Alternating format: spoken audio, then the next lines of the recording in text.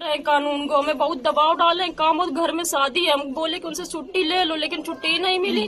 कल छुट्टी का एप्लीकेशन भी गया, लेकिन वो छुट्टी नहीं दी, कह रहे सस्पेंड कर दिया। एक दिन नहीं गए तो उनको सस्पेंड कर दिया, इसी के उनको सदमा लग गया। आज सुबह फिर से आके उनको इतना हड़काए, काम कौन करेगा, काम कराओ चल के। ये एप्लीकेशन दिया गया तो तुम घर क्यों आए? उनको जब से वो घर आए तुरंत दरवाजा बंद कर, कोई जाने नहीं पे, बस उतने में 2 मिनट में फांसी लगा लिए हैं। कल बारात जानी थी क्या? हाँ कल बारात है, आज मैन था। तो कल शाम को खाना पीना सब कुछ खाए, खूब अच्छे से रहे हैं। आज जब से सुबह आया है तभी से ये सब हो गया। न वो आता ना फांसी लगती। क्या चाह रहे हैं आप लोग, क्या मांग कर रहे हैं? हमें न्याय चाहिए, बस हमें न्याय चाहिए। हमारी FIR लिखाई है, हमें बस न्याय चाहिए, तभी यहाँ से बॉडी जाएगी। नहीं इससे पहले बॉडी जाएगी नहीं यहाँ से। क्या नाम है आपका? हमारा रोशनी नाम है। पूरे देश को लूट पा रहे हैं, सीधी सीधी बात है ये। तो आप कहना चाह रहे तमाम पार्टियों में RSS के लोग बैठे हुए हैं, कांग्रेस में RSS के लोग बैठे हुए हैं, 100 समाजवादी में RSS के लोग बैठे हुए हैं। 100% तेजस्वी यादव साहब को भूल गए, बसपा को भूल गए आप। ये तमाम भी तो विपक्ष की पार्टियां, तमाम विपक्ष की पार्टीज के अंदर यही उनका सबसे बड़ा हथियार और औजार है, RSS और बीजेपी का। नेतृत्व के चारों तरफ अपने लोग बिठा दो और वो नेतृत्व को भटकाए रखें। ममता बनर्जी साहिबा क्योंकि संघर्षों में बहुत ज्यादा निकल के आई हैं, उनकी जान के ऊपर भी कई हमले हुए, तो हैं स्लीपर सेल्स वहां भी, वो थोड़ा उनके काबू में कम आती हैं, इसीलिए वहां पे रिजल्ट थोड़े अच्छे आते हैं। लेकिन अब RSS और बीजेपी है ना, मैं आपको लुटेरे का एग्जाम्पल देता हूँ, जहां चौकीदार, और चौकीदार से मेरा अब मुराद रहती है ऑपोजिशन पॉलिटिकल पार्टीज के उनके लीडर्स।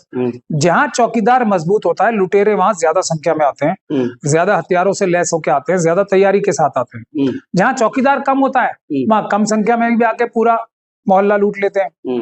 ये तो सबको पता ही है ना। डाकू जब आते हैं तो अगर गांव के लोग तगड़े होंगे, मजबूत होंगे, उनके लीडरशिप मजबूत होगी तो ज्यादा संख्या में आते हैं अगर लूटना चाहते हैं।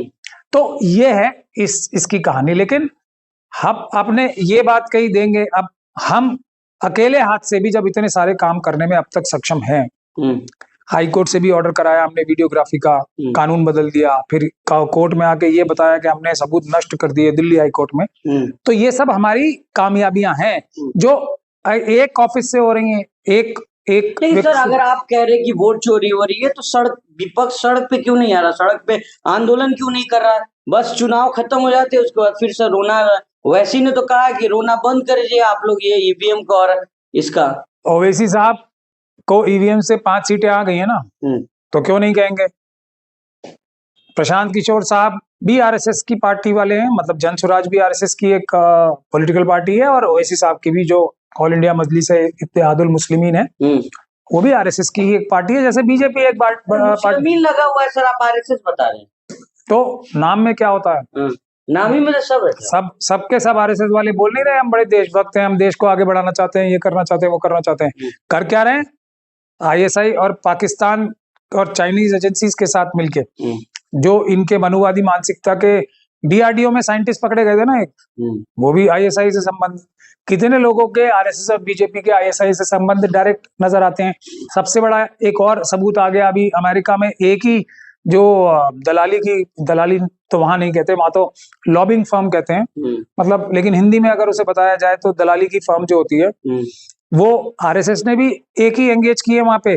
और जो पाकिस्तान की जो एस्टेब्लिशमेंट है उसने भी एक ही लॉबिंग, क्योंकि है तो दोनों कनेक्टेड ही ना, तो लॉ फर्म्स भी एक ही एंगेज कर रहे हैं, मतलब एक ही लॉ फर्म में जाना है दोनों को।